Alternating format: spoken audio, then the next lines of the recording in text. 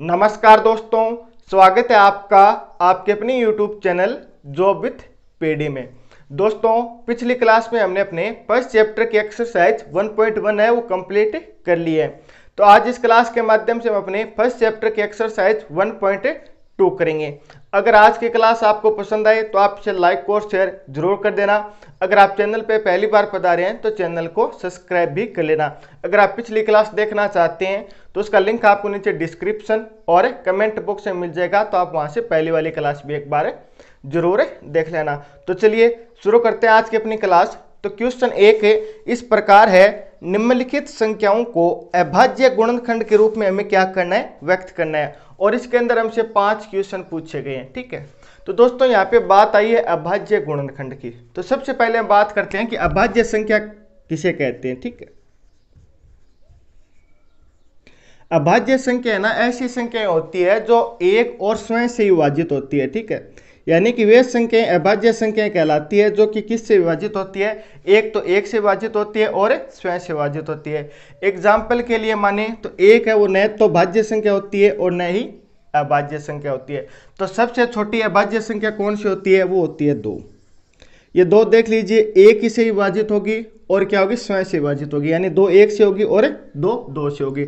और ये सबसे छोटी अभाज्य संख्या है, साथ ही एकमात्र सम संख्या जो कि क्या है आपकी अभाज्य संख्या।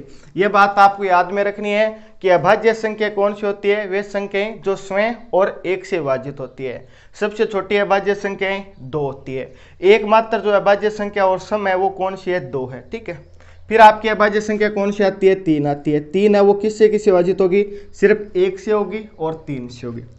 फिर आती है 5, इसी प्रकार यह क्रम चलता जाएगा, 7, 11, 13। ठीक है, फिर इसके बाद में 17, 19, 23, इस प्रकार ये चलती रहेगी। यानी आपको देख लेना है कि वे संख्याएं जो सिर्फ और सिर्फ किससे विभाजित होती है, एक से होती है और स्वयं से होती है। ठीक है, जैसे 7 है तो 7 तो एक बार तो 7 से हो जाएगा। ठीक है, और एक किससे होगा, 1 से होगा। तो ये 7 क्या होगा, आपकी अभाज्य संख्या होगी। होपफुली आपको ये कॉन्सेप्ट समझ में आ गया होगी कि अभाज्य संख्या कौन सी होती है, सबसे छोटी अभाज्य संख्या कौन सी है, एकमात्र सम जो अभाज्य संख्या है वो कौन सी है। ठीक है, तो ये बात होगी अभाज्य संख्या की। अब हमें क्या करना है, इन संख्याओं के अभाज्य गुणनखंड करने हैं। तो यानी कि 140 है। ठीक है, 140 क्या आपकी एक सम संख्या, देखने से हमें पता चल रहा है। ठीक है, तो इसको हमें क्या करना है, अभाज्य गुणनखंडों के रूप में लिखना है। यानी हमें इन संख्याओं के रूप में लिखना है, इसको छोटे छोटे टुकड़े करने, वो भी किस रूप में, इनके रूप में, यानी ये संख्या इनमें आनी चाहिए। ठीक है, तो अब गुणनखंड करने के लिए आपको कुछ बातें वो भी ध्यान में रखनी है। यानी कि कोई संख्या 2 से कब विभाजित होगी, 3 से कब होगी, 5 से कब होगी, 7 से कब होगी, 11 से कब होगी, ये बातें भी आपको पता होना चाहिए। जैसे किसी संख्या के अंत में 0 है, 2 है, 4 है, 6 है, 8 है, तो ये क्या होगी, आपकी 2 से विभाजित होगी। अगर किसी भी संख्या के अंत में 0 है, 2 है, 4 है, 6 है, 8 है, तो ये किससे विभाजित होगी, 2 से होगी। जैसे आपका फर्स्ट क्वेश्चन है, फर्स्ट क्वेश्चन के अंत में कितना है, 0, तो यानी किससे विभाजित होगी, 2 से होगी। ठीक है, इसके अंत में कितना है, 6 है, तो यानी ये भी किससे होगी, 2 से होगी। इसके अंत में इनमें से कोई संख्या नहीं है तो यानी ये 2 से विभाजित नहीं होगी। इनमें भी इनसे कोई संख्या नहीं है तो यानी ये 2 से विभाजित नहीं होगी। तो ये आपको ध्यान में रखना है। तो 2 से विभाजित कब होगी कोई संख्या, जब उसके अंत में 0, 2, 4, 6, 8 ये संख्याएं उसके अंत में हो, तब वो संख्या 2 से विभाजित होती है। इसी प्रकार 3 से विभाजितता का नियम देखें तो अगर जो हमें संख्या दी गई है ना, उनका योग है वो 3 से विभाजित होना चाहिए। जैसे मान लीजिए कि आपको कोई संख्या दे दी 111। ठीक है, अब हम क्या करेंगे, तीनों का योग करेंगे, जो संख्या दी हुई है ना उनका हम योग करेंगे। जैसे 1 + 1 + 1 ये कितना हो गया, 3, तो इसका योग कितना आया, 3। क्या ये योग 3 से विभाजित है क्या, तब आप बोलोगे जी सर 3 के अंदर 3 का भाग जाएगा कितनी बार, 1 बार। अगर ये योग इससे विभाजित हो गया तो यानी ये संख्या भी किससे, 3 से विभाजित होगी। 111 के अंदर आप 3 का भाग देंगे ना, ये तो कितनी बार जाएगा, 37 बार जाएगा। ठीक है, कोई भी संख्या हो सबसे पहले आपको क्या करना है, देखना है कि इसमें 2 का भाग जाएगा, 3 का जाएगा, 5 का जाएगा, 7 का जाएगा, किसका जाएगा। तो 2 का भाग जाएगा, हमें किससे पता चलेगा कि उस संख्या के अंत में क्या होगा, 0, 2, 4, 6 और 8। 3 का भाग जाएगा या नहीं जाएगा, हमें कैसे पता चलेगा, हम क्या करेंगे, उन अंकों का क्या करेंगे, योग करेंगे। अगर उस योग के अंदर 3 का भाग चला गया तो यानी उस संख्या के अंदर भी क्या जाएगा, 3 का भाग जाएगा। ठीक है, ये तो 2 और 3 की बात होगी। कोई संख्या 5 से विभाजित होगी या नहीं होगी उसका हमें कैसे पता चलेगा? अगर संख्या के अंत में क्या हो, 0 हो या 5 हो। अगर किसी भी संख्या के अंत में क्या हो, 0 हो या 5 हो, तब वो संख्या किससे विभाजित होगी? 5 से भी आपकी होगी। ठीक है, इनके बारे में हमको क्वेश्चन में आएगा तब इनके बारे में हम बात कर लेंगे। ठीक है, तो चलिए अब अपने क्वेश्चन है वो स्टार्ट करते हैं। क्वेश्चन इसका फर्स्ट है, हमें क्या करना है, 140 के अभाज्य गुणनखंड करने हैं। ठीक है, तो इसके लिए हमें किसके करने, 140 के करने हैं। तो सबसे छोटी अभाज्य संख्या का देखना है। सबसे छोटी अभाज्य संख्या कौन सी होती है? 2 होती है। इसके बाद में 3, 5, 7, ये अभी मैं आपको बता चुका हूँ। तो हमें क्या करना है, सबसे छोटी संख्या से ट्राई करना है, देखना है क्या इसमें 2 का भाग जा सकता है या नहीं जा सकता। तो अंत में क्या है, 0 है। अगर 0, 2, 4, 6, 8 आ जाए तो यानी 2 का भाग जा सकता है। तो इसके अंत में 0 है तो यानी 2 का भाग जाएगा। कितनी बार जाएगा? 70 बार। अब देखना है क्या 70 में भी 2 का भाग जा सकता है क्या? हाँ जाएगा, क्योंकि इसके अंत में क्या है, 0 है। तो इसके अंदर 2 का भाग वो कितनी बार जाएगा? 35 बार चला जाएगा। अब देखना है 35 के अंदर 2 का भाग जाएगा, नहीं जाएगा। 3 का भाग जाएगा, नहीं जाएगा। 3 का भाग का कैसे पता चलेगा? इन दोनों का योग कर लेंगे, 8। 8 के अंदर 3 का भाग नहीं जाता तो यानी इसमें भी नहीं जाएगा। इसके बाद में कौन सी संख्या? 5। क्या 5 का भाग जाएगा? क्या जाएगा? कितनी बार जाएगा? 7 बार जाएगा, क्योंकि 5 गुणा 7 कितना होता है? 35 होता है। 7 के अंदर किसका भाग जाता है? 7 के अंदर तो 7 का ही भाग जाएगा। तो यानी जहाँ पे भी लास्ट में 1 आ जाता है वहाँ पे हमें क्या रुक जाना है। ठीक है, तो यानी कि जो 140 है उसके अभाज्य गुणनखंड कितने हो गए? तो इसको हम लिख देंगे 2 गुणा 3 गुणा 5 गुणा 7। अगर इन सभी को हम गुणा करेंगे तो मान अपना कितना आएगा? 140 आएगा। तो यानी कि हमें 140 को इस प्रकार टुकड़ों में लिखना है, इनके और हम खंड नहीं कर सकते। ठीक है, तो यानी कि 140 के अभाज्य गुणनखंड कितने हो गए? 2 गुणा 3 गुणा 5 गुणा 7। ये आपका फर्स्ट क्वेश्चन का आंसर आ गया। ये क्वेश्चन है दोस्तों काफी इजी है। ठीक है, इसी प्रकार हमें सेकंड करना है। सेकंड कितना है? 156। लास्ट में 6 आ रहा है, यानी 0, 2, 4, 6, 8 है, यानी 2 का भाग जाएगा। तो 2 का भाग कितनी बार जाएगा? 15 में हम देंगे तो 7 यानी 14, फिर 1 बचा 6 यानी 16 के अंदर 2 का भाग देंगे, कितना हो गया? 8। ठीक है, यानी कि 156 में 2 का भाग देंगे तो कितना आ जाएगा? 78। ये तो आपको आता होगा भाग देना। ठीक है, इसके बाद में लास्ट में 8 है तो यानी 2 का भाग और चला जाएगा। इस बार कितनी बार जाएगा? ये 3 और 9। ठीक है, यानी 39 बार जाएगा। अब हमें देखना है कि 39 के अंदर किसका भाग जाएगा? 2 का भाग जाएगा, नहीं जाएगा। 2 के बाद में अभाज्य संख्या 3 आती है। 3 का जाएगा क्या? चलो चेक कर लेते हैं। अंकों का योग कितना है? 3 और 9 12। 12 के अंदर 3 का भाग जा रहा है, यानी इसमें भी 3 का भाग जाएगा। कितनी बार जाएगा 3 का भाग? 3 में 1 बार गया और 9 में कितनी बार गया? 3 बार गया। अब कितना बचा? 13। 13 के अंदर तो सिर्फ और सिर्फ आपका 13 का भाग जाएगा। तो आंसर अपना यहाँ पे कितना आ गया? 1 आ गया। ठीक है, जहाँ पे भी अपना 1 आ जाता है ना, आगे हमें उसके गुणनखंड और नहीं करने होते हैं। तो यानी जो आपके 156 है, मैं यहीं पे लिख रहा हूँ इसका आंसर। ठीक है, ये आपको नीचे एक लाइन छोड़ के आराम से लिख देना है। 156 के जो अभाज्य गुणनखंड वो कितने हो गए? 2 गुणा 2 गुणा 3 गुणा 13। ये क्या हो जाएगा? इसका अपना आंसर हो जाएगा। इसी प्रकार आपको ये इसका तीसरा पार्ट करना है। तीसरे में क्या दे रखा है? 38, 25। ठीक, इसके अभाज्य गुणनखंड करने। सबसे पहले देखना है कि 2 का भाग जाएगा, नहीं जाएगा, क्योंकि 0, 2, 4, 6, 8 नहीं है। 3 का जाएगा क्या? चलिए इन अंकों का योग करते हैं। 8 और 3 11। 11 में 2 जोड़ा, कितना गया? 13। 13 के अंदर हमने 5 जोड़ा, 18। 18 के अंदर 3 का भाग जाता है ना, कितनी बार जाता है? 6 बार। यानी इस संख्या के अंदर 3 का भाग आपका पूरा पूरा जाएगा। तो चलिए 3 का भाग दे देते हैं। 3 का भाग 3 में 1 बार गया। 8 में कितनी बार गया? 2 बार। कितना बच गया? 2। आगे से हमने 2 उतार लिया, यानी 22। 22 के अंदर 3 का भाग कितनी बार जाएगा? 7 बार, यानी 21।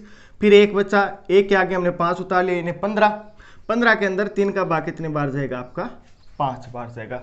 यानी कि इस संख्या के अंदर हम 3 का भाग देंगे, कितनी बार जाएगा? 1275 बार जाएगा। अब देखते हैं इसके अंदर 2 का भाग जाएगा क्या? नहीं जाएगा। 3 का भाग चलिए देख लेते हैं। ये कितना है? 3 और ये कितना? 7। 10 और 5 15। 15 के अंदर 3 का भाग जाता है, कितनी बार? 5 बार। यानी इस संख्या में भी 3 का भाग चला जाएगा। ठीक है, तो कितनी बार जाएगा? चलिए देख लेते हैं। 12 के अंदर 3 का भाग कितनी बार गया? 4 बार गया। ठीक है, इसी प्रकार 7 में कितनी बार जाएगा? 2 बार। 1 कैरी हो गया, यानी यहाँ पे कितना बन गया? 15। ठीक है, ये काम आपको रफ में करना है, भाग देने वाला। यहाँ पे तो आपको डायरेक्ट ही मान रखना है। तो 15 के अंदर 3 का भाग कितनी बार जाएगा? 5 बार। तो जो अपना मान आ गया वो कितना आ गया? 400 यहाँ पे 25 आ गया। ठीक है, इसके बाद में यहाँ पे देखना है कि किसका भाग जाएगा, 2 का भाग नहीं जाएगा, 3 का जाएगा क्या देख लेते हैं। 6 5 11, 11 के अंदर 3 का भाग नहीं जा रहा, तो यानी संख्या में भी 3 का भाग नहीं जाएगा। तो कितने का जाएगा, 3 के बाद में अभाज्य संख्या 5, तो 5 का भाग जाएगा क्योंकि लास्ट अंक क्या है यहाँ पे 5 है। तो चलिए 5 का भाग दे देते हैं। 42 के अंदर 5 का भाग देंगे तो 8 बार जाएगा क्योंकि 8 पंजो 40 होता है। 2 बच गया तो यानी यहाँ पे कितना हो जाएगा 25। 25 के अंदर 5 का भाग कितने बार जाएगा, पूरा आपका 5 बार जाएगा। तो यानी कितना आ गया 85 आ गया। अब 85 के अंदर किसका भाग चला जाएगा, 5 का भाग और जाएगा, कितनी बार जाएगा चलिए देख लेते हैं। 5 का भाग 8 में 1 बार गया, कितना बच गया 3। ठीक है, 3 के आगे हमने 5 उतार लिए थे, कितना हो गया आपका 35। 35 के अंदर 5 का भाग देंगे तो ये कितना आ जाएगा आपका 7 बार जाएगा। यानी यहाँ पे 85 के अंदर हम 7 का भाग देंगे, कितना आ गया आपका 17 आ गया। अब 17 के अंदर सिर्फ और सिर्फ 17 का भाग जाएगा, कितनी बार 1 बार। तो यानी कि जो आपकी संख्या दी गई है 3825 जो हमें संख्या दी गई है उसके अभाज्य गुणनखंड कितने हो गए, 3 गुणा 3 गुणा 5 गुणा 5 गुणा 17। ये क्या हो जाएगा आपका फाइनल आंसर हो जाएगा। इसी प्रकार आपको ये नेक्स्ट दोनों क्वेश्चन वो करनी। अगला में कितना दे रखा है 5005 दे रखा। 2 का भाग देखने से पता चल गया नहीं जाएगा, फिर किसका जाएगा 3 का। दोनों अंकों का सभी अंकों का योग 3 से विभाजित है क्या, 10 के अंदर 3 का भाग जाएगा नहीं जाएगा, तो यानी संख्या में भी 3 का भाग नहीं जाएगा। इसके बाद में अगली अभाज्य संख्या 5 यानी 5 का भाग जाएगा, कितनी बार गया, इसमें 1 बार गया 0 0, इसमें भी 1 बार गया, यानी कितना आ गया 1 जार 1 आ गया। अब इस संख्या के अंदर किसका भाग जाएगा, 5 का जाएगा नहीं जाएगा।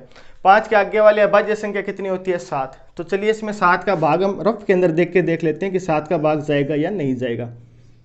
तो 7 का इसके अंदर हम भाग देंगे तो 1 बार गया 7, फिर 3 यानी 30, 7 चौ कितना होता है 28, कितना बच गया 2, आगे से हमने 1 उतार लिया, तो इसके अंदर भाग कितना गया 7 बार पूरा गया। तो यानी अगर इसके अंदर हम 7 का भाग देंगे तो मान कितना आता है 143, यानी 7 का भाग गया और मान कितना आ गया आपका 143 आ गया। अब 143 के अंदर किसका भाग जाएगा, 143 के अंदर आप 11 का भाग दे सकते हैं क्योंकि 7 के बाद अभाज्य संख्या कौन सी है 11 है। तो 11 का भाग दे के देखना है 11 का भाग इसमें चला जाएगा, 11 एकम 11, फिर 3 बच गया, यहाँ पे 3 है। 33 के अंदर 11 का भाग कितनी बार गया 3 बार, यानी कि 11 का भाग 143 के अंदर 13 बार जाएगा। 13 के अंदर तो सिर्फ और सिर्फ 13 का ही जाएगा, तो यहाँ पे मान कितना आ गया 1 आ गया। तो यानी कि जो आपका 5005 है इसके अभाज्य गुणनखंड कितने हो गई 5 गुणा 7 गुणा 11 गुणा 13। ये क्या हो जाएगा इसका फाइनल आंसर हो जाएगा। ठीक है, इसी प्रकार आपको जो नेक्स्ट क्वेश्चन दिया गया है ना उसको करना है। ये कितने 7429। क्या इसमें 2 का भाग जाएगा नहीं जाएगा क्योंकि अंत में आपका 0 2 3 वो नहीं है। ठीक है, 3 का भाग जाएगा क्या देख लेते हैं। 7 और 4 11, 11 2 13, 13 9 22, 22 के अंदर 3 का भाग नहीं जाता, तो इसमें भी 3 का भाग नहीं जाएगा। फिर 5 का भाग नहीं जाएगा। 7 का भाग आप देख लीजिए 7 का भी नहीं जाएगा। ये क्वेश्चन आपको थोड़ा सा याद रखना है। याद क्यों रखना है कि इसके अंदर 2 संख्याओं का भाग जाएगा। वो किस किस का जाएगा, एक तो आपका 17 का भाग जाएगा, ठीक है, और एक किसका जाएगा 19 का जाएगा। डायरेक्ट आपको यहाँ पे क्या करना है 17 का भाग देना है। इस संख्या के अंदर आपको क्या करना है 17 का भाग देना। आपको रफ में देके चेक कर लेना है। ठीक है, ये आपका क्या 74 29, 17 का भाग देंगे तो 70 चौको क्या होता है 68 होता है। 68 लिख लिया, कितना बच गया 6 और 2 62। 17 का 17 7 2 34, 70 क्या होता है आपका 51। फिर यहाँ पे कितना बच गया 11 और 9। ठीक है, 17 के पाड़ा में 119 कितनी बार बोलने पे आता है आपका 7 बार बोलने पे आता है। तो यानी इसका मान है वो 17 का भाग देने पे कितना आ गया 437। इसका क्या आ गया आपका मान आ गया। अब इसी प्रकार ये 437 है, इसके अंदर हम भाग देकर देखेंगे 2 का नहीं जाएगा, 3 का भी नहीं जाएगा, 5 का भी नहीं जाएगा, 11 का नहीं जाएगा, 13 का नहीं जाएगा। ये मान किसका भाग जाएगा इसके अंदर 19 का भाग जाएगा। ठीक है, देखते हैं इसके अंदर 19 का भाग देकर कितनी बार जाता है आपका।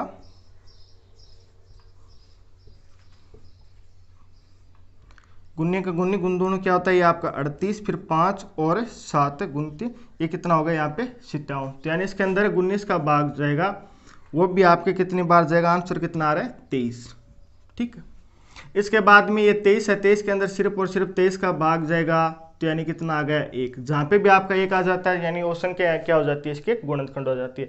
यानी 7429 के जो गुणनखंड होंगे ना, 7429 के जो गुणनखंड होंगे वो हो जाएंगे 17 गुणा 19 गुणा 23। ये क्या हो जाएगा आपका फाइनल आंसर हो जाएगा। इसको आपको थोड़ा सा ध्यान में रखना है क्योंकि छोटी संख्याओं का भाग इसके अंदर नहीं जा रहा है। तो ये आपका क्वेश्चन नंबर 1 हो गया। चलिए बढ़ते हैं सेकंड क्वेश्चन की तरफ। सेकंड क्वेश्चन है पूर्णांकों के निम्नलिखित युग्मों के HCF और LCM हमें क्या करना है, ज्ञात करना है। और इसकी हमें जांच भी करनी है कि दो संख्याओं का जो गुणनफल होता है ना वो HCF गुणा LCM के बराबर होता है।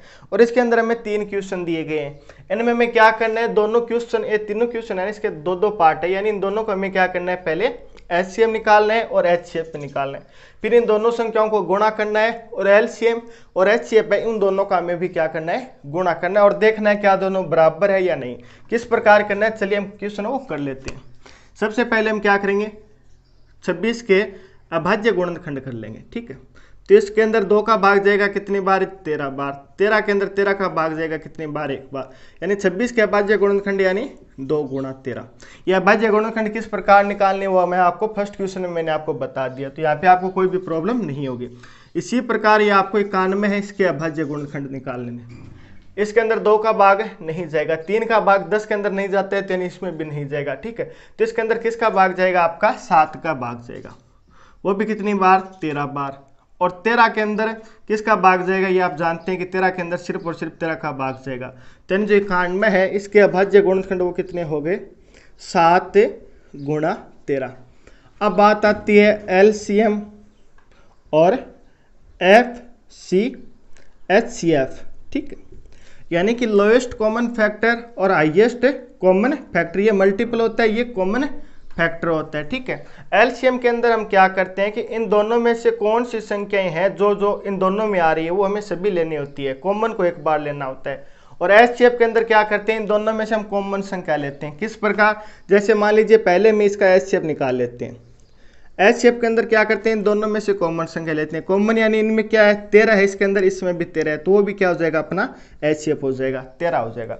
अगर इन दोनों में कोई भी संख्या कॉमन नहीं होती तब अपना HCF क्या हो जाता है, 1 हो जाता है, ठीक है। अब हम LCM किस प्रकार निकालेंगे, LCM में देखेंगे जो संख्या कॉमन है यानी 13 और 13 यहाँ पे भी आ रही है तो इसको हम क्या कर देंगे, एक बार ही लिखेंगे, क्योंकि 13 यहाँ पे भी है और यहाँ पे भी है, हमने एक बार लिख दिया। इसके बाद में कौन कौन सी संख्या बच गई वो आप सभी लिख दीजिए। जैसे यहाँ पे 2 बच गया तो हमने गुणा में 2 लिख दिया, और यहाँ पे क्या बच गया, आपका 7 रह गया तो इसको भी हमने लिख दिया। तो यानी कि HCF तो आपका कितना आ गया, इसके अंदर 13 आ गया, और LCM है वो कितना आ गया आपका 2, 13 गुणा 2 गुणा 7, ये इसका क्या आ गया, LCM आ गया। ये तो इसका LCM और HCF हमने निकाल लिया। आगे हमें ये भी बोला गया है कि हमें क्या करना है, बताना है कि इन दोनों संख्याओं का जो गुणनखंड है ना, ठीक है, यानी कि 26 और 91, इन दोनों का जो गुणा करने पे जो मान आएगा ना, वही मान किसका आएगा, LCM गुणा HCF का आएगा। तो इन दोनों को गुणा कर लेंगे और LCM और HCF को गुणा करेंगे। ये कितना है, HCF तो आपका कितना है, 13, तो हमने 13 लिख दिया। इसके बाद में ये LCM लिख देंगे 13 गुणा 2 गुणा 7, ठीक है। हमें क्या करना है, एक साइड तो इन दोनों संख्याओं का गुणा करना है, एक साइड हमें LCM और HCF का गुणा करना है। इन दोनों का हम गुणा करेंगे, आप देख लीजिए, इनका हम गुणा कर लेते हैं तो ये कितना हो जाता है, 13 का गुणा 13 से करते हैं तो 169 होता है, और 2 का गुणा 14 से करते हैं, 7 से करेंगे तो ये कितना हो जाएगा, 14। इन दोनों को आपको क्या करना है, गुणा कर लेना है। इससे के अंदर आपके जो कैलकुलेटिव पार्ट है ना वो ज्यादा है, यानी कैलकुलेशन आपको करनी रहेगी, ठीक है।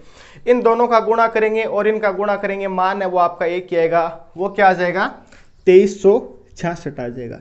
इनका गुणा करने पे भी 2366 आएगा और इसका गुणा करने पे भी आपका क्या आ जाएगा, 2366 आएगा। ये क्या हो जाएगा, आपका आंसर हो जाएगा। हमें ये तो बोला गया इसका क्या करना है, LCM और HCF निकालना है, वो हमने यहाँ पे निकाल लिया। फिर हमें क्या करना है, दोनों संख्याओं का गुणा करना है और एक साइड में LCM गुणा HCF करना है। तो ये क्या मान बराबर आते हैं क्या, जी हाँ, ये दोनों मान क्या है, आपके बराबर है। तो ये क्या हो जाएगा, आपका फर्स्ट क्वेश्चन का आंसर हो जाएगा। इसी प्रकार आपको ये सेकेंड क्वेश्चन है वो करना है। सबसे पहले आपको क्या करना है, 510 है, इसके अभाज्य गुणनखंड करनी है, और जो आपको बाण में दे रखा है इसके आपको अभाज्य गुणनखंड करने हैं। तो किस प्रकार करेंगे, इसके अंदर 2 का भाग जाएगा तो 2 का भाग दे देंगे, 5 के अंदर 2 का भाग 2 बार गया, 1 बचा, 11 के अंदर 2 का भाग 5 बार गया, फिर 1 बचा, 10 के अंदर 2 का भाग कितनी बार जाएगा आपका 5 बार जाएगा, यानी कितना आ गया 500, 255 आ गया। इसके अंदर 2 का भाग नहीं जाएगा, 3 का भाग जाएगा क्या, चलिए चेक कर लेते हैं। 2 और 5 7 और 12, 12 के अंदर 3 का भाग जाता है, यानी इसमें भी 3 का भाग जाएगा, कितनी बार जाएगा चलिए देख लेते हैं। 25 के अंदर 3 का भाग कितनी बार जाएगा 8 बार, यहाँ से 1 बच गया, 15 में 3 का भाग 5 बार, ये कितना आ गया आपका 85। 85 के अंदर 5 का भाग कितनी बार जाएगा 17 बार, और 17 के अंदर 17 का भाग जाएगा कितनी बार 1 बार, यानी जो 510 है इसके अभाज्य गुणनखंड कितने हैं 2 गुणा 3 गुणा 5 गुणा 17, ठीक है। इसी प्रकार आपको इसके अभाज्य गुणनखंड करनी है। लास्ट अंक देखना है 2 का भाग जा रहा है क्या, चलिए 2 का भाग जा रहा है तो 2 का दे देंगे, कितने बार गया 9 के अंदर 4 बार गया, 8 हो गया, 1 बचा, 12 के अंदर 2 का भाग कितनी बार गया 6 बार, यानी 46, फिर 2 का भाग जाएगा कितनी बार जाएगा 23, और 23 के अंदर तो खुद का ही भाग जाएगा, वो भी कितनी बार जाएगा आपका 1 बार जाएगा। तो यानी कि जो 92 है इसके अभाज्य गुणनखंड आपके कितने हो गए 2 गुणा 2 गुणा 23 हो गए, ठीक है। अब हमें क्या करना है एचसीएफ और एलसीएम निकालना है। सबसे पहले इसका हम एचसीएफ निकाल लेते हैं। एचसीएफ यानी इन दोनों में से कौन सी संख्या है जो दोनों में आ रही है, यहाँ पे क्या है 2 है और यहाँ पे भी 2 है, यानी 2 है दोनों में कॉमन है, बाकी इनमें और कोई संख्या कॉमन है क्या, नहीं है, तो यानी कि एचसीएफ है वो कितना आ गया आपका 2 आ गया, कॉमन संख्या वही आपका क्या होता है एचसीएफ होता है। इसी प्रकार इसका एलसीएम निकाल लेंगे। एलसीएम के अंदर जो कॉमन संख्या है ना उसको एक बार लिखना है, यानी यहाँ पे भी 2 है यहाँ पे भी 2 है, ठीक है, दोनों जगह, तो यानी आपको एक ही बार लिखना है, ये हमने एक बार लिख दिया, ठीक है। इसके बाद में जो बाकी संख्या है उन सभी को लिख देंगे, जैसे यहाँ पे 3 5 17 है तो इसका गुणा 3 गुणा 5 गुणा 17। इसी प्रकार यहाँ पे क्या रहेगा, ये तो कॉमन है यानी इसको तो हमने पहले एक बार लिख दिया, बाकी क्या है 2 गुणा 23, ये आपका क्या हो जाएगा यहाँ पे एलसीएम हो जाएगा, ठीक है। तो इसका एलसीएम निकाल लिया हमने, एचसीएफ निकाल लिया।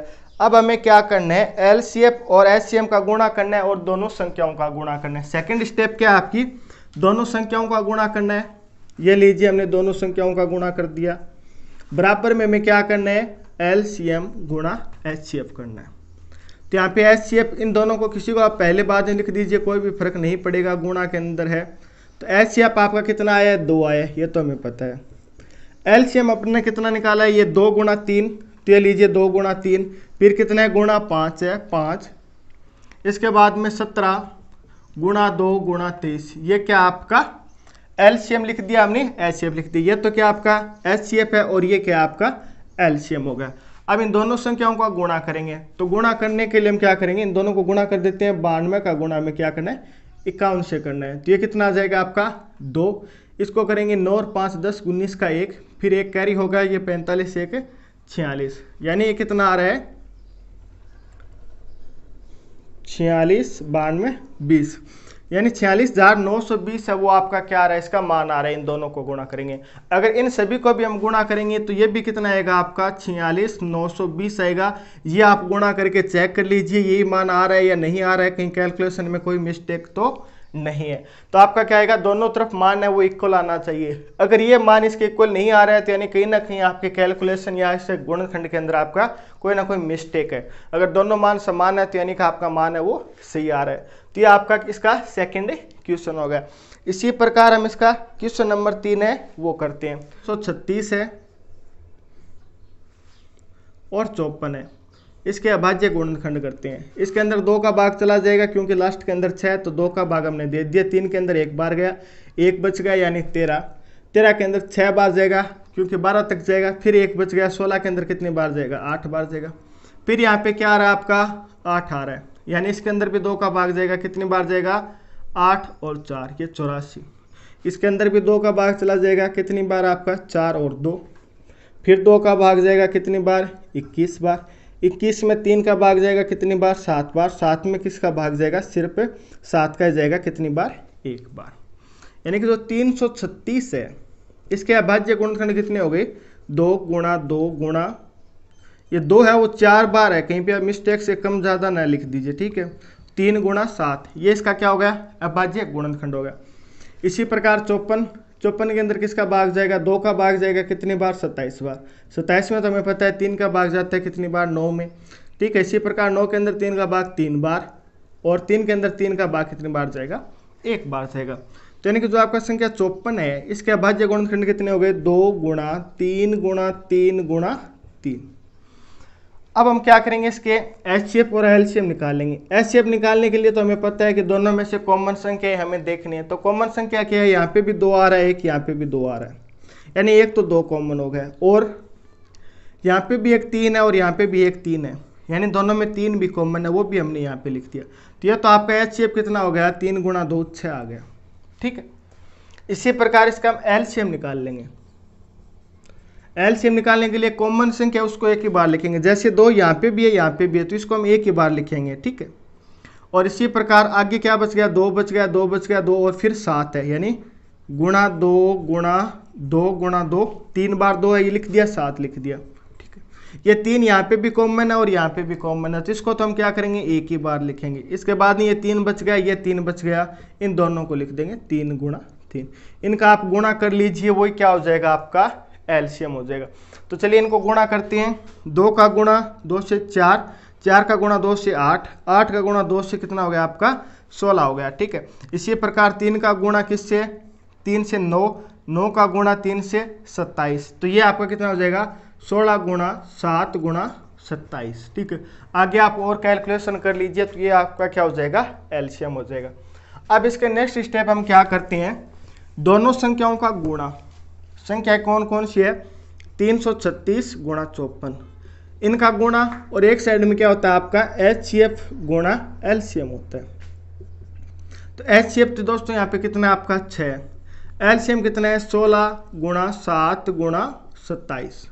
अब आपको क्या करना है, इन दोनों को क्या कर लेना है, गुणा कर लेना है, और दोनों तरफ मान है वो क्या आना चाहिए, बराबर आना चाहिए। जब इन दोनों संख्याओं को हम गुणा करेंगे तो ये कितना आ जाएगा आपका 18,144 आ जाएगा। मैं दोस्तों गुणा करके नहीं बता रहा हूँ क्योंकि यहाँ पे ज़्यादा टाइम लगेगा और गुणा करना आपको आता भी है। इन दोनों का गुणा करेंगे तो कितना आएगा, 18,144 आएगा। इसी प्रकार इनका भी हम गुणा करेंगे ना, तो मान अपना कितना आएगा, 18,144 आएगा। आप गुणा करके चेक करिए कि ये मान आ रहा है या नहीं आ रहा है, कहीं कैलकुलेशन में कोई मिस्टेक तो हमने नहीं किया, ठीक है। तो ये क्या हो गया, आपका सेकंड क्वेश्चन हो गया। चलिए करते हैं हम क्वेश्चन नंबर 3 को। क्वेश्चन नंबर 3 है, अभाज्य गुणनखंड विधि द्वारा निम्नलिखित पूर्णांकों के एचसीएफ और एलसीएम है वो हमें निकालना है। क्वेश्चन नंबर 2 के अंदर तो हमने एलसीएम और एचसीएफ निकाला था, वहाँ पे हमें 2-2 संख्या दी गई थी, ठीक है। यहाँ पे हमें 3 संख्या दी गई है, इन तीनों का हमें क्या करना है, एलसीएम और एचसीएफ निकालना है, वो भी अभाज्य गुणनखंड विधि द्वारा। तो तरीका वही रहेगा, इन तीनों के सबसे पहले हम अभाज्य गुणनखंड निकालेंगे। 12 का अभाज्य गुणनखंड निकालेंगे, क्या करेंगे, 2 का भाग देंगे, कितनी बार गया, 6 बार। 6 के अंदर 2 का भाग देंगे 3 बार, और 3 के अंदर 1 का भाग कितनी बार चला जाएगा, 3 के अंदर 3 का भाग कितनी बार चला गया, 1 बार। यानी जो 12 है इसके अभाज्य गुणनखंड कितने आपके, 2 गुणा 2 गुणा 3। ये हमने फर्स्ट और क्वेश्चन सेकंड है वो पूरा मैंने आपको डिटेल से बता दिया, तो यहाँ पे आपको कोई भी प्रॉब्लम नहीं होगी अभाज्य गुणनखंड निकालने में। 15 के अंदर 2 का भाग नहीं जाएगा, 3 का जाएगा कितनी बार, 5 बार, और 5 के अंदर आपका 5 का भाग जाएगा 1 बार। यानी जो 15 है इसके अभाज्य गुणनखंड कितने हो गए, 3 गुणा 5, ठीक है। इसी प्रकार आप यहाँ पे 21 का निकाल लीजिए। 21 का अभाज्य गुणनखंड निकालने के लिए इसके अंदर 3 का भाग जाएगा 7 बार, और 7 के अंदर किसका भाग जाएगा, आपका 7 का ही भाग जाएगा, वो भी कितने बार जाएगा, 1 बार जाएगा, ठीक है। तो यानी 21 है इसके अभाज्य गुणनखंड कितने हो गए, 3 गुणा 7 हो गए। अब हमें क्या करना है, एचसीएफ निकालना है और एलसीएम निकालना है। एचसीएफ निकालना है वो किस प्रकार निकालते हैं, आपको पता है कि इनमें से कॉमन संख्या देखने, कॉमन यहाँ पे भी 3 है, यहाँ पे भी 3 है, यहाँ पे भी 3 है। अगर सभी में कॉमन है तब तो वो लिख देंगे, यानी क्या यहाँ पे 3 है, 3 आंसर हो जाएगा। अगर इनमें कॉमन कोई भी संख्या नहीं होती तब एचसीएफ क्या हो जाता है, 1 हो जाता है। ये बात भी आपको ध्यान रखनी है। एलसीएम निकालने के लिए हम क्या करते हैं, जो कॉमन संख्या है ना उसको तो हमने एक बार लिख दिया ना, यानी इन तीनों को तो हमने एक बार लिख दिया, तो यानी कि एक ही बार यहाँ पे लिखेंगे, ठीक है। अब इन तीनों को हम और कहीं पे भी नहीं लिखेंगे, सिर्फ और सिर्फ कॉमन संख्या उसको एक बार लिखेंगे। बाकी क्या बच गया, यहाँ पे क्या बचा, 2 गुणा 2, ले लीजिए 2 गुणा 2। यहाँ पे क्या है आपका 5 है, और नीचे वाले में मान कितने हैं, 7 है, ठीक है। इन सभी को हम गुणा कर लेंगे, तो 3 का गुणा 2 से 6, फिर 12, फिर ये 60 का गुणा हम 7 से करेंगे तो कितना आ जाएगा 420, 7 से 42 होता है, तो यानी 420 इसका क्या हो जाएगा आपका एलसीएम हो जाएगा। ये आपका इसका फर्स्ट क्वेश्चन हो गया।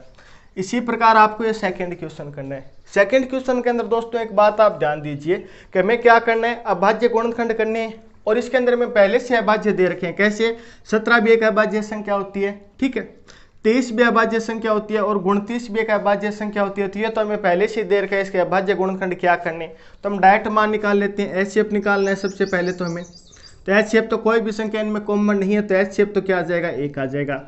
एलसीएम जो इसका बच जाता है यानी 17 गुणा 23 गुणा इन्हीं संख्याओं को हम क्या करते हैं गुणा कर देते हैं, तो वो क्या हो जाएगा आपका एलसीएम आ जाएगा। एलसीएम इन तीनों को गुणा कर लीजिए और गुणा करने पे जो आपका मान आएगा ना वो क्या हो जाएगा आपका आंसर हो जाएगा। तो ये कितना आएगा आपका 11,339 आपका क्या हो जाएगा फाइनल आंसर हो जाएगा। कैलकुलेशन दोस्तों मैं करके नहीं बता रहा हूँ क्योंकि काफ़ी ज़्यादा टाइम लगेगा, टाइम खराब करने से कोई भी मीन्स नहीं है, ये आपको आता है, आप क्लास 10th के अंदर है, ठीक है। इसी प्रकार आपको क्वेश्चन नंबर 3 करना है। इन सभी का अभाज्य गुणनखंड कर लीजिए। 8 का अभाज्य गुणनखंड करेंगे तो 2 का भाग जाएगा 4 बार, फिर 2 का भाग जाएगा 2 बार और 2 का भाग जाएगा 1 बार। तो 8 के अभाज्य गुणनखंड कितने हो गए 2 गुणा 2 गुणा 2। इसी प्रकार 9 का कर लीजिए, 2 का भाग नहीं जाएगा इसके अंदर, 3 का जाएगा 3 बार, 3 के अंदर 3 का भाग जाएगा तो 1 बार। तो 9 के जो अभाज्य गुणनखंड वो कितने हो जाएंगे 3 गुणा 3। इसी प्रकार 25 के कर लीजिए, 5 का भाग जाएगा 25 में, फिर 5 का भाग 5 के अंदर 1 बार जाएगा, तो यानी जो 25 है इसके अभाज्य गुणनखंड भी कितने हो गए 5 गुणा 5। कोई भी संख्या या कोई भी मान यहाँ पे आपको कॉमन देखने को मिला है क्या, इनमें से कोई भी संख्या या मान कॉमन है क्या, तब आप बोलोगे सर इनमें से कोई भी संख्या वो आपकी कॉमन है नहीं है। तो यानी कि जो इनका एचसीएफ हो जाएगा वो कितना हो जाएगा 1 हो जाएगा। एचसीएफ तो 1 हो गया, तो एलसीएम कॉमन नहीं है, तो यानी सारे के सारे हमें यहाँ पे लिखने पड़ेंगे। तो यानी इसके तीनों फैक्टर लिख दिए, इसके दोनों यहाँ पे लिख दिए और इसके यहाँ पे दोनों लिख दिए 5 गुणा 5। इनको आप गुणा कर लीजिए तो ये 8, ये 9, ये 25। 8 का गुणा 25 से करते हैं तो कितना आता है 200, 200 का गुणा 9 से करेंगे तो ये कितना आ जाएगा 1800। यानी कि जो इसका एलसीएम हो गया वो कितना हो गया आपका 1800 हो गया।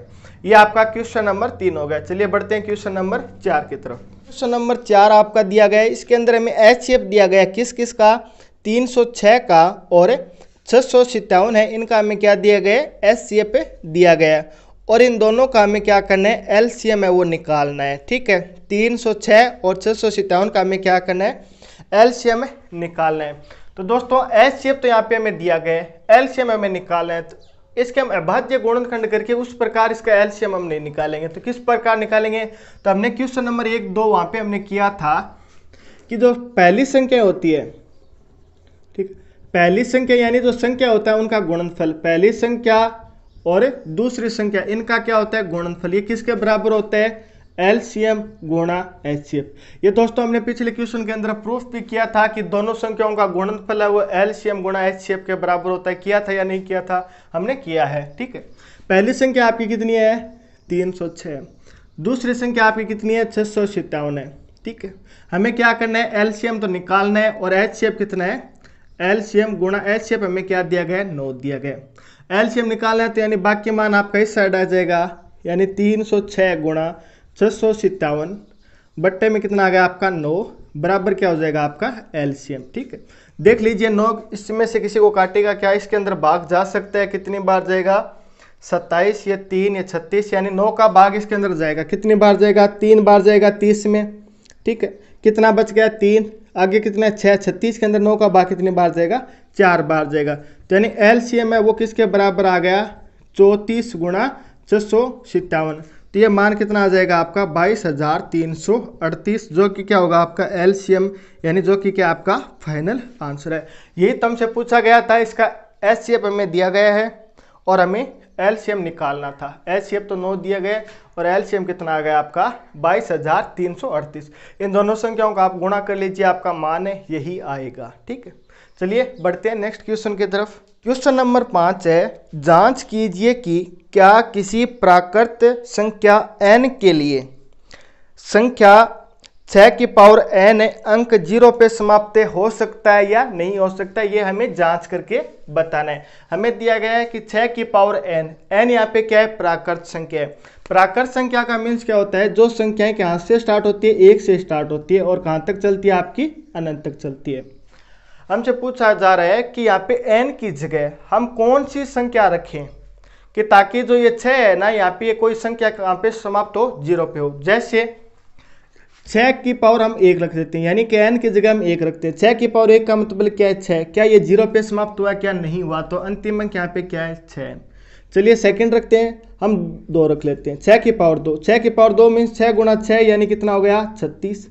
क्या यहाँ पे ये संख्या 0 पे समाप्त हुई, नहीं। किस पे समाप्त हुई है, आपकी ये 6 पे समाप्त हुई है। अगली कोई भी संख्या मान लीजिए हमने 3 रख लिया, 6 की पावर 3, तो इसका अर्थ क्या है कि 6 गुणा 6 यानी 216। तो क्या ये मान भी 0 पे समाप्त हुआ, क्या नहीं हुआ, ये भी किस पे हुआ है, 6 पे हुआ है। इसी प्रकार आप 6 की पावर 4 रख लीजिए, 5 रख लीजिए, तो हमें यही तो पूछा गया है कि इन प्राकृत संख्या में से कौन सी संख्या हम रखें ताकि जो अंतिम अक्षर है वो क्या मिले, हमें 0 मिले। यहाँ पे क्या मिल रहा है, 6 मिल रहा है, तो हमें यहाँ पे क्या मिलना चाहिए, 0 मिलना चाहिए। इसके लिए हमें यहाँ पे कौन सा मान है वो रखना होगा। तो इसके लिए एक नियम होता है जो आपको क्या ध्यान रखना होगा। किस प्रकार, जैसे कोई संख्या 10 है, 10 के मैं भाज्य गुणनखंड करते हैं तो ये कितना होता है, 2 गुणा 5 होता है। 10 का जो अंतिम अक्षर है वो क्या है, आपका 0 है या नहीं, है ना, ठीक। इसी प्रकार हम लीजिए 100 के अभाज्य गुणनखंड करेंगे तो ये कितना हो जाएगा आपका, 2 गुणा 2 गुणा 5 गुणा 5, आप करके देख लीजिए, ठीक है।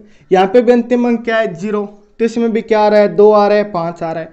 यानी कि अगर कोई भी संख्या का अंतिम अक्षर 0 होता है या कोई संख्या 0 पे समाप्त होता है ना, तो उसके अभाज्य गुणनखंड करने पे कम से कम एक बार 2 और एक बार 5 जरूर आएगा, ठीक है। कोई भी जो ऐसी संख्या, जैसे मान लीजिए आप 30 लिख लीजिए, 40 लिख दीजिए, कोई भी संख्या लिख लीजिए। जैसे 30 के अभाज्य गुणनखंड करेंगे तो ये क्या हो जाएगा, 2 गुणा 3 गुणा 5, ये 6 गुणा 5 30 हो रहा है। तो यानी अगर कोई भी संख्या के अंत में 0 है और उसके हम अभाज्य गुणनखंड करें तो अभाज्य गुणनखंड के अंदर कम से कम एक बार 2 और 5 जरूर आएगा।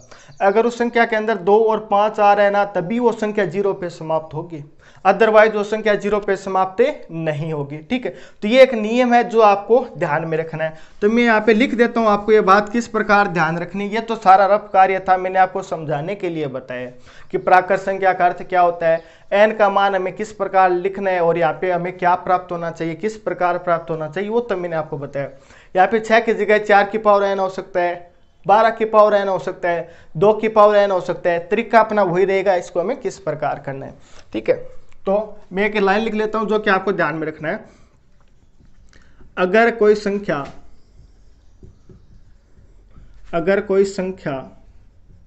जो मैंने आपको अभी ये समझाया ना वही लिख रहा हूं। अगर कोई संख्या 0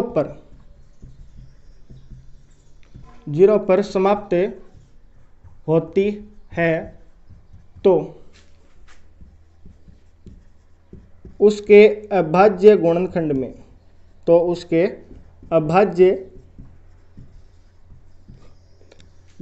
में कम से कम अधिकतम तो कितनी भी बार आ सकता है, कम से कम एक बार 2 गुणा 5 होना ही चाहिए। ये बात आपको सबसे पहले लिखनी है और याद रखनी है। ये जैसे 10 का मैंने बताया था 2 गुणा 5, 100 का बताया था 2 गुणा 2, 5 गुणा 5, ठीक है। तो अगर कोई भी संख्या वो 0 पे समाप्त हो रही है ना, तो उसके अभाज्य गुणनखंड करेंगे तो कितनी बार, एक बार तो कम से कम 2 गुणा 5 तो आना ही चाहिए। ज़्यादा से ज़्यादा कितनी भी बार आए कोई फर्क नहीं पड़ेगा, एक बार तो यहाँ पे आना ही चाहिए, ठीक है। तब हम क्या करेंगे, जो 6 की पावर n है ना, तो 6 की पावर n है, इसके अभाज्य गुणनखंड कर लेंगे तो 6 के अभाज्य गुणनखंड कितना होता है, 2 गुणा 3, और इसकी पावर क्या है, n है। हमने 6 के जब अभाज्य गुणनखंड करे तो अभाज्य गुणनखंड हमें कितने मिले, 2 गुणा 3 मिला। और हमें मिलना कितना चाहिए था, 2 गुणा 5 मिलना चाहिए था। अगर इस संख्या को हमें 0 पे समाप्त करना है तो कितनी बार, 2 गुणा 5 एक बार तो आना चाहिए था। लेकिन क्या यहाँ पे 2 गुणा 5 एक ही बार आया है क्या, नहीं आया है। जब हमने 6 का भाज्य गुणनखंड करा तो हमें क्या मिला, 2 गुणा 3 मिला, और मिलना क्या चाहिए था, 2 गुणा 5 कम से कम एक बार आना चाहिए था। तो ये मान यहाँ पे नहीं मिला, तो यानी ये संख्या कभी भी 0 पे समाप्त नहीं होगी। तो आगे इसको मैं और डिटेल से लिख देता हूँ। 6 की पावर n के अभाज्य गुणनखंड, 6 की पावर n के अभाज्य गुणनखंड 2 गुणा 3 है, ठीक है। अर्थात इसके अभाज्य गुणनखंड में, अर्थात इसके अभाज्य गुणनखंड में कम से कम एक बार 2 तो है, लेकिन 5 नहीं है, क्योंकि दोनों आना चाहिए, 2 भी आना चाहिए, 5 भी आना चाहिए। कम से कम 2 तो एक बार आ गया, 5 नहीं है, तो 5 नहीं है। इसलिए क्या होगा, इसलिए 6 की पावर n किसी भी प्राकृत संख्या के लिए, 6 की पावर n किसी भी प्राकृत संख्या के लिए 0 पर समाप्त नहीं होगी। ये बात आपको क्या करना है, ध्यान रखना है। राइटिंग दोस्तों खराब है, पर आप भावार्थ समझिए मैं क्या समझाना चाह रहा हूं, ठीक है, वो आपको यहाँ पे समझते हुए चलना है, ठीक है। तो हमने क्या किया, 6 के अभाज्य गुणनखंड किया, इसके अंदर 2 गुणा 5 नहीं मिला, ये नहीं मिला, तो यानी कि संख्या कभी भी 0 पे समाप्त नहीं होगी। इनमें से n का मान आप कुछ भी रख लीजिए, अनंत रख लीजिए, 100, 50, 1000, 2000, कोई भी मान रख लीजिए, ये संख्या कभी भी यहाँ पे अंत में इसके 0 नहीं आएगा। ये हमसे पूछा गया था और ये हमने इस प्रकार इसको बता दिया, किस प्रकार आपको क्वेश्चन करना है ये मैंने आपको बता दिया। इसी प्रकार आपको ये फेर वर्क है वो करना रहेगा। तो आपका क्वेश्चन नंबर 5 हो गया। नेक्स्ट बढ़ते हैं हम क्वेश्चन नंबर 6 की तरफ। क्वेश्चन नंबर 6 इस प्रकार दिया गया है कि व्याख्या कीजिए कि 7 गुणा 11 गुणा 13 प्लस 13 और 7 गुणा 6 5 4 3 2 1 ये गुणा में है, प्लस 5 हमें दिया गया है। ये भाज्य संख्या है तो क्यों है ये हमें बताना है। कोई भी दोस्तों संख्या भाज्य संख्या कब होती है, ये मैंने आपको अभी बताया था कि अगर कोई संख्या एक और स्वयं से विभाजित होती है ना, वो तो क्या होती है, अभाज्य होती है। एक और स्वयं के अलावा किसी तीसरी संख्या से, अगर किसी तीसरी संख्या से ये संख्या क्या हो जाती है, विभाजित हो जाती है, तब ये क्या हो जाएगी, आपकी भाज्य संख्या हो जाएगी, ठीक है। तो अब इसको करते हैं हम, यहाँ पे क्या क्वेश्चन नंबर 6 इसको करते हैं। तो इन दोनों में से क्या कोई संख्या कॉमन ले सकते हैं कि यहाँ पे भी 13 है और यहाँ पे भी 13 है। तो हमने क्या कर लिया, 13 को बाहर ले लिया, तो ये क्या बचेगा, 7 गुणा 11, 13 तो बाहर आ गया, और ये प्लस के अंदर यहाँ पे भी 13 बाहर आ गया, 1 बच गया, यहाँ पे भी 1 बचा है, लेकिन गुणा के अंदर 1 का गुणा करेंगे तो कोई भी फर्क नहीं पड़ेगा, ये प्लस में 1 है वो हमें रखना पड़ेगा। आगे सोल्व करते हैं। तो 11 का गुणा 7 से 77, 1 78, तो यानी क्या हो गया, 13 गुणा 78 हो गया। अब 13 गुणा 78 है वो 1 से तो विभाजित होगा, ठीक है, स्वयं से भी होगा, 13 से होगा, 78 से होगा। इसके अलावा क्या ये किसी तीसरी संख्या से विभाजित है क्या, जरूर है। ये 78 के लास्ट में क्या आ रहा है, 2 आ रहा है, 8 आ रहा है, तो यानी 2 से विभाजित होगा, और भी एक ही संख्या है उससे विभाजित होगा, ठीक है। तो हम क्या लिख देंगे कि 13 गुणा 78 है, ये संख्या एक व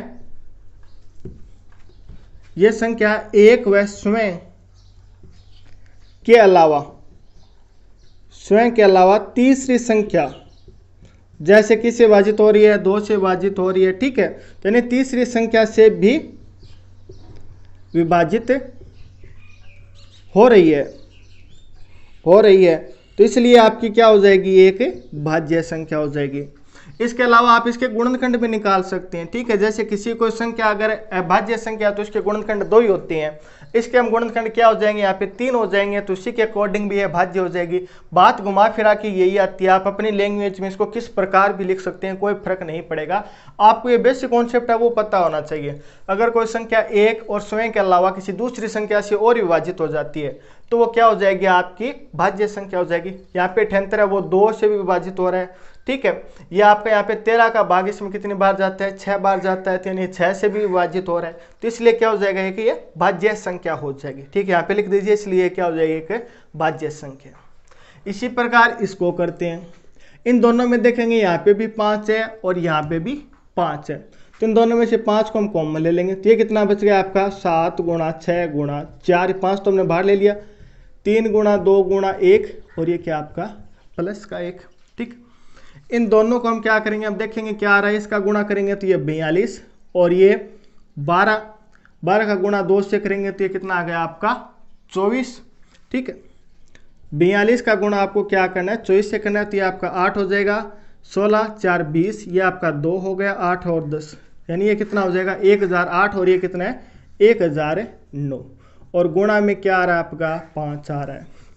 तो ये संख्या आप यहाँ पे देख लीजिए, ये संख्या है, ये 1009 से भी विभाजित होगी, ये संख्या 1 से भी होगी, इसके अलावा इसके गुणा में क्या है 5 है, तो यानी 5 से और ये विभाजित होगी, तो यानी ये संख्या क्या हो रही है, ये संख्या आपको इसी प्रकार लिखना है, ये संख्या 1 व स्वयं के अलावा 1 व स्वयं के अलावा 5 से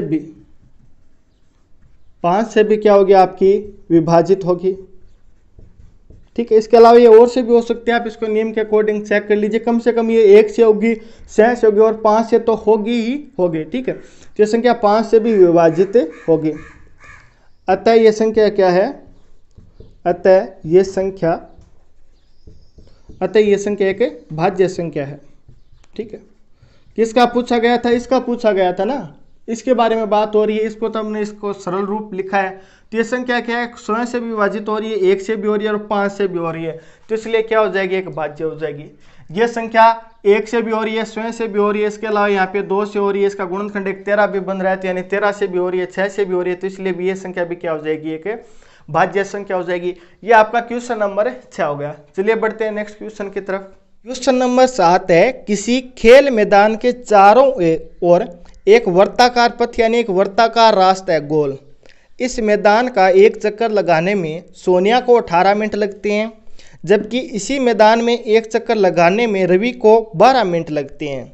मान लीजिए कि वो दोनों एक ही स्थान से एक ही समय में और एक ही दिशा में चलना प्रारंभ करते हैं, तो कितने स्थान बाद वो प्रारंभिक स्थान पर वापस मिलेंगे। क्वेश्चन दोस्तों देखने में बड़ा जरूर है, लेकिन सबसे आसान क्वेश्चन है इन सभी क्वेश्चनों में से, ठीक है। हमें बोला गया एक वर्ताकार पथ है, इसके बार बार ये सोनिया और रवि है वो चक्कर लगाते हैं, वो दोनों एक ही जगह से चक्कर लगाना स्टार्ट करते हैं। मान लीजिए यहाँ से दोनों ने चक्कर लगाना स्टार्ट किया, एक ही स्थान से करते हैं, एक ही समय से करते हैं और एक ही दिशा में करते हैं, यानी दोनों इस साइड दौड़ेंगे, ठीक है। दोनों एक ही टाइम से स्टार्ट होंगे, ठीक है। लेकिन एक तो 18 मिनट में लगाता है और एक कितने में 12 मिनट में लगाता है, ठीक है। तो हमसे पूछा गया कि दोनों है ना ये यहाँ पे आके कब मिलेंगे, यानी पहला ये चक्कर है जैसे सोनिया ने स्टार्ट किया और यहीं से रवि ने स्टार्ट किया।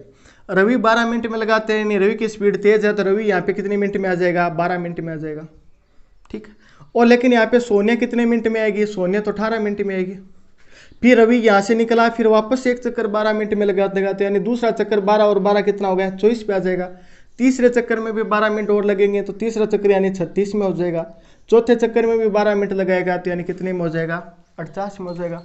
सोनिया क्या करेगी, पहला चक्कर 18 मिनट में लगाती है, तो यानी दूसरे चक्कर में भी उसको कितने मिनट लगेंगे, 18 और 18 18 36। तीसरे में भी कितने 18 और 18 मिनट और लग गया, इसको कितना हो गया, तीसरे चक्कर में इसको 54 मिनट लग गई। यानी रवि को पहले में 12 फिर 24 फिर 36, यानी तीसरा चक्कर उसका 36 पे आया। और सोनिया उसका पहला चक्कर 18 पे आया, दूसरा चक्कर किस पे आया, 36 पे आया। तो वो दोनों किस टाइम पे मिली है, रवि भी 36 मिनट पे यहाँ पे आया 36 मिनट बाद में, और सोनिया भी 36 मिनट बाद में यहाँ पे आई। यहाँ पे 36 मिनट बाद में तीसरे चक्कर में भी यहाँ पे आया, और 36 मिनट पे सोनिया अपने दूसरे चक्कर कंप्लीट करने के बाद में यहाँ थी। तो यानी कि दोनों किस टाइम पे मिले, 36 मिनट पे मिले। यह तो हमने बेसिक तरीके से हमने पता कर लिया, ठीक है। इस क्वेश्चन को हमें किस प्रकार करना है वो भी हम देख लीजिए। हमें क्या करना था, कम से कम वो समय ज्ञात करना था जब ये दोनों यहाँ पे पहली बार मिले। कम से कम कौन सा समय इनको लगा था। तो जब भी बात कम से कम की होती है तो हम क्या निकालते हैं, एलसीएम निकालते हैं, लोवेस्ट कॉमन मल्टीपल निकालते हैं। किस किस का निकालेंगे, 18 का और 12 का। सबसे पहले 18 का निकाल रहे हैं, तो इसके अंदर 2 का भाग जाएगा, 9 के अंदर 3 का, फिर 3 का, तो यानी 18 के जो एलसीएम है वो कितना हो जाएगा, 2 गुणा 3 गुणा 3 हो जाएगा।